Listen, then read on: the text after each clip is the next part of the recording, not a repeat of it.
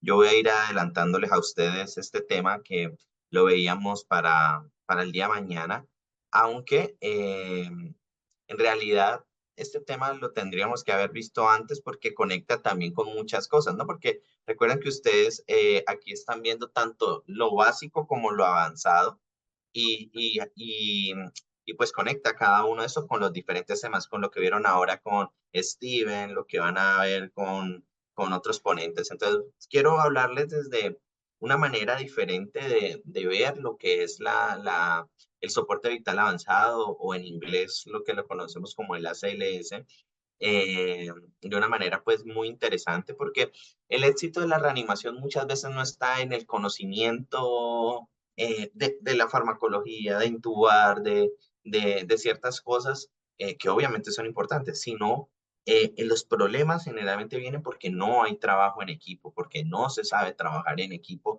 y ahí es donde se impacta negativamente los resultados que buscamos como tal en los pacientes víctimas pues de parada cardíaca. Entonces aquí nos salimos de la clase de ahora que les di de arresto circulatorio y nos entramos a la parte de la reanimación en su esencia, que es el ACLS, y que obviamente eso tiene una aplicabilidad. Y miren esta frase, el buen médico trata la enfermedad, el gran médico trata al paciente que tiene la enfermedad. Y en reanimación siempre nos enfocamos en manejamos pacientes y no monitores. Es un error muy común que miremos un monitor, veamos algo raro, pero el paciente está bien y queremos hacerle cosas que de pronto el paciente no lo necesita en ese momento. Entonces siempre debemos tener pues una muy buena evaluación del paciente. Esta imagen se las había mostrado ayer, pero es importante recordarles que el tiempo es cerebro, que por cada minuto que pasa se pierde de un 7 a un 10% de sobrevida y por eso la importancia que desde los primeros auxilios, desde el personal LEGO, se inicie la reanimación cardiopulmonar de manera rápida como tal. Entonces, ¿qué es más importante, el BLS o el ACLS? O en español, el soporte vital básico o el soporte vital avanzado. Y aquí siempre entra como una discusión porque mucha gente piensa que lo más avanzado es lo más importante, o sea, intubar al paciente, ponerle adrenalina, ponerle amiodarona, ponerle lidocaína, y eso se ha ido cambiando a través de la evidencia, a través de los años, y antes entonces lo que pasaba era que se le daba mucho valor a las CLS, entonces se equilibraba la balanza hacia el lado del soporte vital avanzado, pero pues no todo el mundo sabe de ACLS, no todo el mundo tiene la parte o los insumos avanzados para poder intervenir al paciente desde el ACLS, ¿sí? Y luego aprendimos que el BLS pues es muy importante, ¿no? Y es de mucha ayuda, pero no se puede dejar a un lado tampoco el ACLS, ¿sí? Y por eso es que desde 2005 se habla de reanimación solo con las manos, se incluyeron al personal Lego, se incluyeron a otras personas con el fin de buscar que todos pudiéramos de manera adecuada impactar en la sobrevida y en la ayuda pues que estos pacientes pudieran necesitar. Entonces, en realidad debe haber un equilibrio, porque ambas son importantes. Tanto el BLS como el ACL son tan importantes como, dentro de sus parámetros, ¿no? Y el pilar fundamental va a ser el BLS, porque es como cuando yo construyo una casa y no coloco buenas columnas, se me va a derrumbar. Entonces, si yo hago un buen BLS, un buen soporte vital básico, voy a tener con qué trabajar en el ACLS y obviamente esto va a impactar de manera positiva en la sobrevida de los pacientes, que a la final es lo que yo quiera. Y esto también se los había mostrado ayer y ese orden jerárquico que nos va mostrando desde lo que podemos hacer mínimamente hasta ya llegar a diferentes tipos de monitoreos, aditamentos, sistemas de retroalimentación que hay en la actualidad para la reanimación cardiopulmonar y esto de manera positiva nos va a impactar al paciente, a la atención que hacemos y obviamente nos va a ayudar al proceso de sobrevida de los pacientes víctimas de parada cardíaca como tal.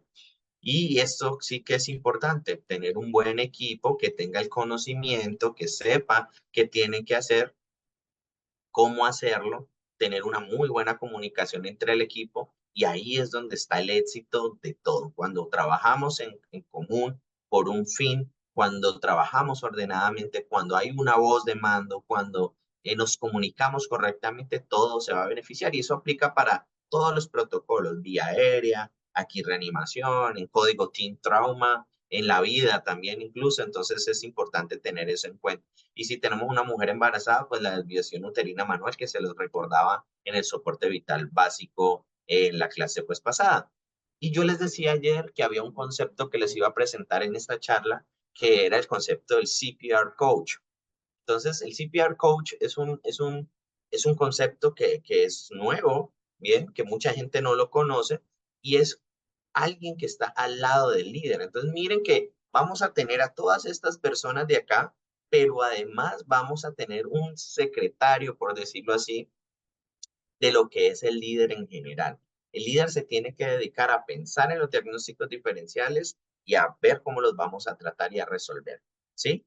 Y el CPR coach tiene pues unos roles donde va a estar encargado pues de que todo ese microteam o ese equipo de reanimación esté haciendo las cosas bien. Estemos manejando bien vía aérea, que estemos manejando bien terapia eléctrica, que llevemos los tiempos, que tengamos los fármacos adecuados y este va a generar variaciones en las estrategias en forma de que lo llegue a necesitar el equipo. Va a tener un lenguaje que va a ser claro, conciso, va a ser una comunicación cerrada y que eso obviamente va a generar que tengamos unos objetivos claros que nos van a ayudar obviamente al éxito de ese trabajo pues en pro de la reanimación como tal. Entonces recordemos el CAB de la reanimación, que es la C de compresiones, que definitivamente les mostraba yo ayer la evidencia, es el pilar fundamental de la reanimación, el manejo de la vía aérea desde cualquiera de los puntos que podemos tener. Ustedes van a tener una charla de vía aérea con el doctor Escalera, no sé si la dio ayer o creo que la da hoy, es excelente y él les va a complementar eso y el manejo de la desfibrilación como tal, que es el pilar pues fundamental de la reanimación. Les voy a recordar esos criterios que ayer les profundicé de una manera muy desde la fisiología de la reanimación, pero es importante que los volvamos a ver. Comprimir fuerte, más de 5 centímetros, reexpansión total de tórax, ya sabemos por qué. Comprimir rápido, 100 a 120 compresiones por minuto. Minimice las interrupciones en los procedimientos, en los cambios de compresor, en todas las intervenciones que usted va a necesitar y recordemos la fracción de compresión torácica que sea por encima del 80%, que también fue un tema que se los expliqué ayer, y el cambio de reanimador cada 100 compresiones o cada 2 minutos, como dicen las guías, eso lo dejo pues a su consideración. No hiperventilar, ya sabemos el por qué no hiperventilar, y la desviación uterina manual, bimanual, en las mujeres embarazadas por encima de las 20 semanas de gestación. Siguiendo con el concepto del CPR coach, entonces hay diferentes tipos de puntos que nosotros debemos tener en cuenta para poder generar una mejora en la atención del paciente. Entonces miren que acá nos hablan acerca de cada una de las posiciones, ¿sí?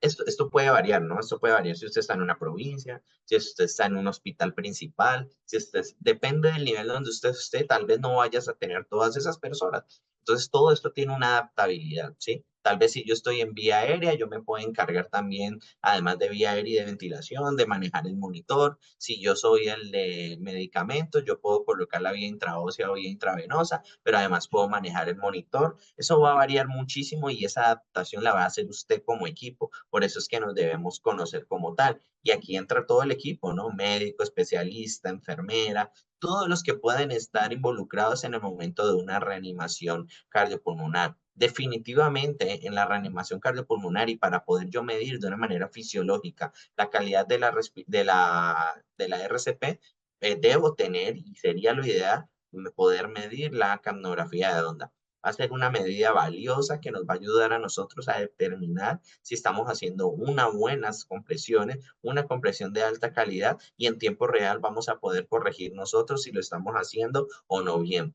Que ojalá los equipos que estemos manejando nos puedan medir la calidad de la RCP, donde nos pueden medir tanto la profundidad como la frecuencia, ¿sí? Y nos avisa incluso cuándo cambiar de compresor. Y esta es la tecnología en la actualidad de la reanimación. A veces decimos, no, es que yo no tengo eso, entonces no importa si no lo tienes. Entonces yo puedo tener un reloj donde calculo el tiempo, yo puedo mirar si mi compañero está presionando bien. Sí, entonces sí hay formas de medirlo, a pesar de que tal vez no tengamos esas tecnologías, no significa que no debamos tenerlo como factores de reanimación de alta calidad. Bien, y tener en cuenta las pausas que deben ser menores a 10 segundos, como yo les decía ayer, y les contaba que los equipos de alto rendimiento hacen hasta menos de 5 segundos de paradas. Y otro de los puntos que yo les tocaba ayer era esto, y era que debemos precargar el monitor antes. El encargado de la terapia eléctrica, cuando van a llegar a 200 compresiones, carga el monitor, pone las palas ya cargadas, mire y desfibrila. Y eso nos va a ayudar en gran medida a ganar varios segundos, que a la final son minutos que tenemos. Entonces, muy importante tener eso claro porque son ventajas que podemos sacar cuando trabajamos de manera adecuada en todo el pro pues, del soporte vital avanzado del paciente. Esto ya lo hemos visto, se los mostré ahora, pero pues de nuevo, recuerden las causas de paro, que son las 5H y las 5T, y cada una de ellas tiene una forma de tratar muy puntual, dependiendo. Ahorita en la charla de arresto circulatorio yo les mostraba estas cuatro, pero pues tenemos hidrógeno en acidosis, hipohipercalemia, la hipotermia, el TEP, la trombosis coronaria, el infarto, y los tóxicos con cada uno de sus antídotos para el tóxico pues que pueda llevar al paciente a una parada cardíaca. La capnografía de onda se inició específicamente para la parte de la ventilación, ¿no? Para yo determinar si estaba bien intubado mi paciente, pero nosotros en la actualidad lo podemos utilizar como un valor predictivo muy importante desde el punto de vista fisiológico para los pacientes con la reanimación. Una onda capnográfica que va para arriba, ¿sí? Que supera los 20 milímetros de mercurio, pues me está hablando que yo estoy haciendo bien y además de eso sumémosle que tengamos unas buenas compresiones, mire, una profundidad de 6 centímetros, una frecuencia de 105, pues es una RCP que está haciendo de manera perfecta y que obviamente me está generando un metabolismo celular en ese paciente. Pero si yo veo una onda capnográfica que desciende, ¿sí? Y ahí estoy yo como coach o como líder, estoy mirando esas compresiones, veo que desciende esa onda, miro a mi compañero que está comprimiendo mal, no está dejando reexpandir el tórax, pues yo puedo darme cuenta de que esto está asociado a eso. También hay pacientes que cuando esa capnografía onda no sube 10 milímetros de mercurio, es un valor también muy predictivo para yo decir que ese paciente no va a salir de paro. A pesar de que yo verifiqué, corregí y estamos haciendo la reanimación de alta calidad, esto también puede ser un valor para yo decidir no seguir con las compresiones torácicas. Entonces miren que la capnografía de onda nos sirve para muchas cosas dentro del proceso de la reanimación. Entonces, nos ayuda para medir la RCP, la calidad de la RCP, nos dice cuándo estamos haciéndolo mal. Si esto está por encima de 20 milímetros de mercurio, ojalá por encima de 25, pues es una excelente reanimación, es un indicador muy fiable de alta calidad. E incluso cuando yo veo que esa onda capnográfica se eleva por encima de 35 milímetros de mercurio, pues yo estoy entendiendo que hubo retorno a la circulación espontánea. Y aquí lo vemos en esta imagen, de un momento a otro ella se eleva, pues de una yo ya sé que el paciente salió de paro cardíaco y pues ya ahí verifico signos de perfusión y pues confirmo que efectivamente esa onda está asociada a un retorno a la circulación espontánea. Entonces miren que es un valor fisiológico de medida muy bueno que deberíamos todos utilizar y saber pues manejar. Aquí a modo de que lo conozcan, esto es como un electrocardiograma, siempre digo, pero de los pulmones. Entonces miren que yo puedo darme cuenta desde el ámbito clínico, un paciente con broncoespasmo, pues tiene la famosa aleta de tiburón, ¿sí? Mírenlo acá, o pues puede ser en asma o en EPOC, la hipoventilación, cómo se ve, la hiperventilación, cómo se ve en el proceso de intubación por secuencia rápida, ¿sí? Cuando el paciente pierde definitivamente el pulso y entra en paro cardíaco, cuando hay algún proceso de obstrucción por que el cuff o el homotaponador del tubo se rompió, la reanimación de alta calidad y el retorno a la circulación espontánea. Entonces, nos puede ayudar de diferentes formas. En la parte clínica hay diferentes cosas que la pueden aumentar o la pueden disminuir. En el caso de que la puede aumentar, pues cosas metabólicas, el dolor, ¿sí? La hipertermia, respiratoria también en insuficiencia respiratoria, EPOC, analgesia, circulatorio, medicamentos. ¿Qué la puede disminuir? También hay procesos metabólicos como la hipotermia, la acidosis metabólica, a nivel respiratorio también y a nivel circulatorio varias causas. Tómenle un screenshot a esa a esta imagen porque definitivamente esto nos va a ayudar y es muy importante que ojalá todos profundizáramos un poco más de este tema que es muy, muy importante. La ecografía en paro, ¿será que la usamos? Claro que sí, ya se los he dicho en varias de las charlas, definitivamente es una de las estrategias que deberíamos tener, les he insistido durante estos días que todos deberíamos saber ecografía y en paro cardíaco nos ayuda mucho para medir tres ventanas específicamente: la subsifoidea, la paresternal larga y corta, la ventana apical, y esto nos ayuda para determinar ritmos. Miren, yo puedo detectar una actividad eléctrica sin pulso, yo puedo detectar una sistolia y puedo incluso darme cuenta si es que ese corazón está fibrilando y está en una fibrilación ventricular fina. Y puedo determinar también diagnósticos diferenciales de esas H y esas T, no todas, pero sí algunas, como cuando hay dilatación de ventrículo derecho, puedo pensar en tromboembolismo pulmonar, taponamiento cardíaco, obviamente dándome cuenta pues de contenido de líquido en ese saco pericárdico, neumotórax cuando detecto que no hay movilidad pues en esa o ese roce pleural que buscamos en la ecografía, disfunción ventricular izquierda asociada a trombosis coronaria o un paciente asociado a hipovolemia. Entonces miren cómo la ecografía, y hay más protocolos, ¿no? Yo les hablo de FIB, pero hay otros protocolos de paro cardíaco, pero pues para que conozcan uno, nos pueden ayudar también a determinar varias cosas intraparo. Entonces, definitivamente es una herramienta que deberíamos utilizar. ¿Cuáles son los ritmos de paro? Ya aquí entramos como a la parte final de la charla, donde es importante entender que tenemos unos ritmos que son no desfibrilables, ¿sí? Los ritmos desfibrilables son estos dos. Este ritmo caótico, desorganizado, que le llamamos fibrilación ventricular, ¿sí? Y este ritmo, que es un ritmo rápido, que son QRS anchos mayor a 0.12 segundos, regulares cada uno y que no presenta pulso, le llamamos taquicardia ventricular sin pulso.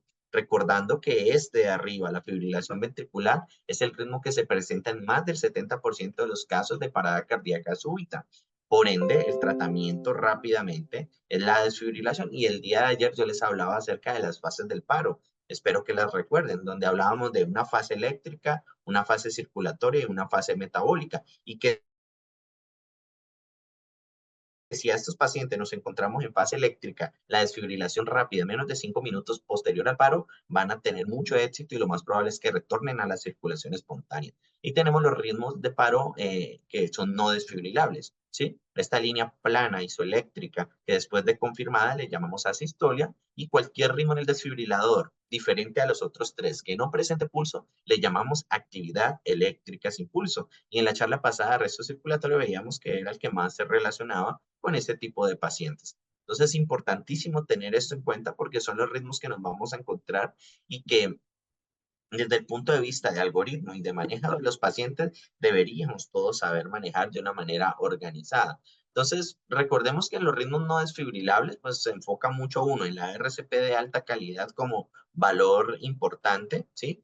Eh, verificamos el ritmo, obviamente no se desfibrila este ritmo, ¿sí? Aquí ya pensamos en vasopresores como la adrenalina, donde colocamos 1 miligramo cada 3 a 5 minutos, aunque eso en este momento está discutido, ahora más adelante les voy a mostrar, y se sigue haciendo todo ese ciclo cerrado y obviamente pensando en las H y las T, que son los diagnósticos diferenciales que llevaron a la parada cardíaca a ese paciente. Este es el algoritmo que hay, es un algoritmo de 2 vías donde iniciamos RCP, comenzamos manejo de la ventilación, colocamos monitor y nos podemos ir por el lado de los desfibrilables o por el lado de los no desfibrilables. Y aquí pues nos dan la calidad de la RCP que ya la hemos visto, la energía, recuerden que la energía en la actualidad se dice es la dosis más alta del monitor desfibrilador que usted maneje.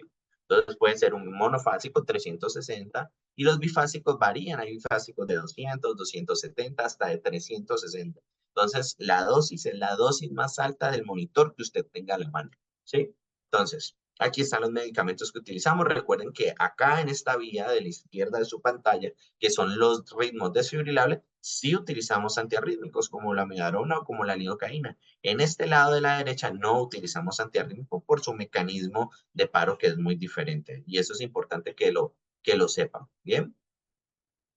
seguimos el protocolo, miren acá, administramos estos fármacos. Esto obviamente lo vemos más a profundidad en la parte farmacológica, en la parte pues, de los cursos ya directamente de reanimación cardiopulmonar avanzada, donde practicamos eso.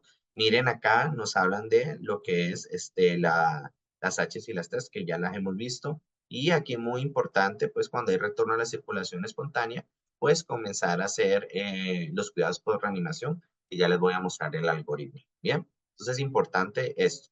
La adrenalina es la madre de la reanimación, pero en la actualidad hay muchísimos estudios que están en contra de colocarla en exceso en el paro cardíaco. Y eso va a cambiar y se van a acordar de mí, todas las 96 personas que estamos aquí en este momento. Eso va a cambiar. La dosis en la actualidad es 1 miligramo cada 3 a 5 minutos. Eso dicen las guías. Y yo les he estado hablando a ustedes, ojo con las guías y ojo con la evidencia. Pero la evidencia ha demostrado que el exceso de adrenalina es mala para el cerebro. Es muy buena para que el paciente vuelva a pulso, pero daña el cerebro. Entonces salen los pacientes de paro cardíaco a expensas de su cerebro. Y eso no se puede seguir manejando. Por eso en muchas partes y muchos especialistas que entienden esta ciencia, esta evidencia, están colocando la adrenalina espaciada, ya no cada 3 a 5, sino cada 5 minutos, y muchos ya no están colocando 1 miligramo, sino 0,5 miligramos. Es muy buena entre los primeros 5 minutos para ayudar al retorno de la circulación, pero ya después de ahí es muy mala y está asociada a daño cerebral, y eso es muy importante que ustedes lo tengan porque nosotros trabajamos en función de que el paciente salga con buena respuesta neurológica, no que el paciente salga del paro a expensas de su cerebro. Y es muy lógico cuando en una cadena de sobrevida, ¿se acuerdan? El último eslabón, el sexto, es recuperación. Cuando le estamos colocando grandes cantidades de adrenalina a un paciente y le estamos dañando el cerebro. Entonces recordemos pues que la adrenalina básicamente pues se llama así por el latín y porque sale de la glándula suprarrenal específicamente y está secretada por la parte medular de esa glándula suprarrenal, ¿sí? Mírenla acá.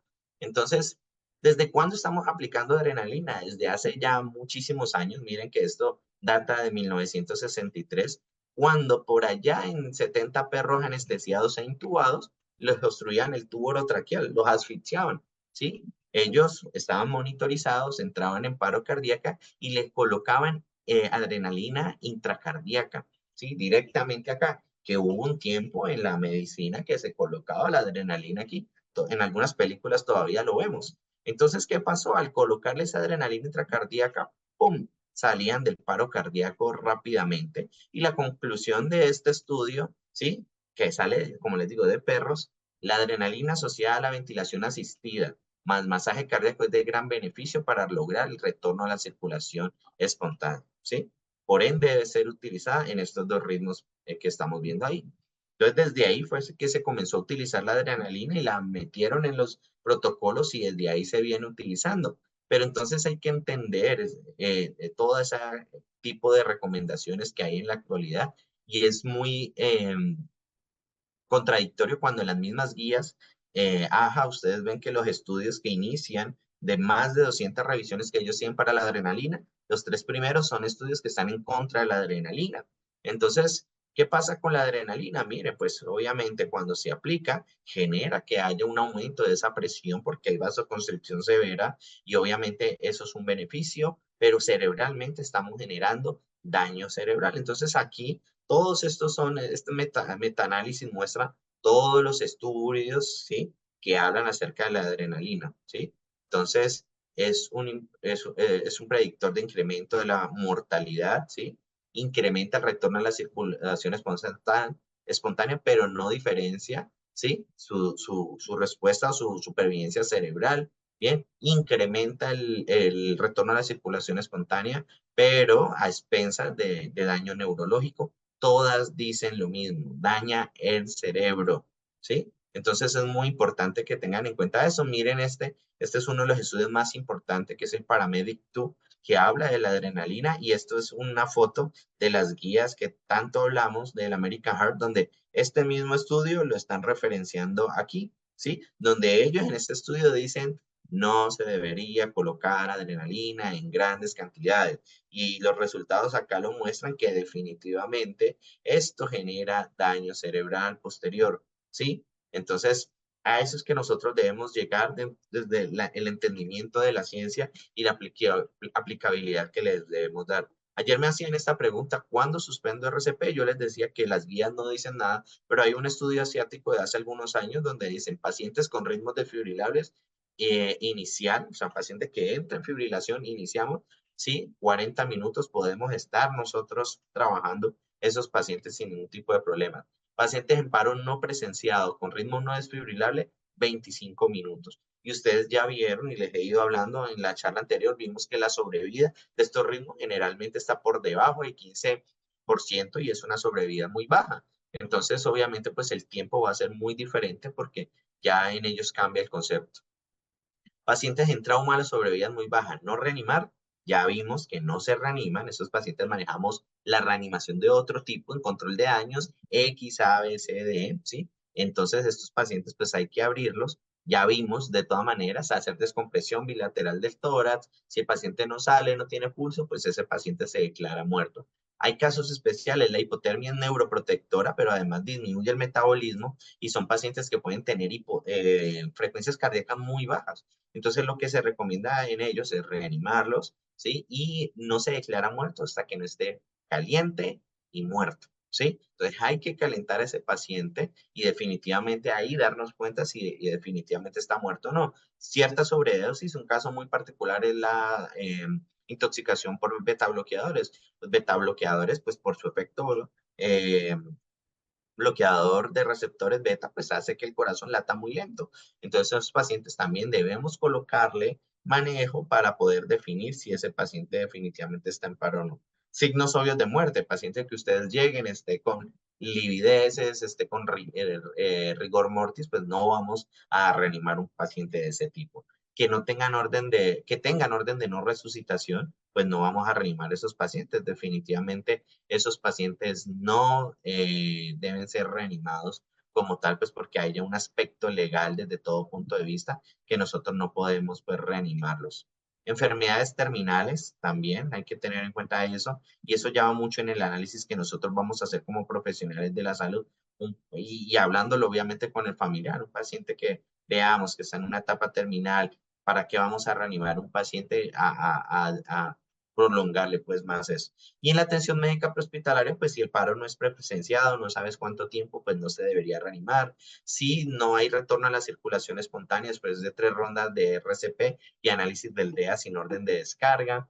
Eh, Sobrevida baja si no sale en la escena. Un paciente que no te sale en la escena, no te va a salir en la ambulancia, ni mucho menos. Por eso, en el soporte vital avanzado, en la cadena de supervivencia, nosotros hacemos RCP en el área. Y si no sale ahí, miren que menos de un 1% salen como tal. Y nunca dar RCP en movimiento. Esas personas que montan en una ambulancia un paciente y se van dando RCP en paro no están haciendo nada y al contrario están colocando en riesgo la vida propia y seguir los protocolos locales, no lo mismo los protocolos de México, de Colombia, de Perú, de Chile, seguir siempre los protocolos establecidos. El manejo posparo cardíaco, pues cuando el paciente está en el paro, hay que evaluarlo y enfocarlo en el A, B, C, D.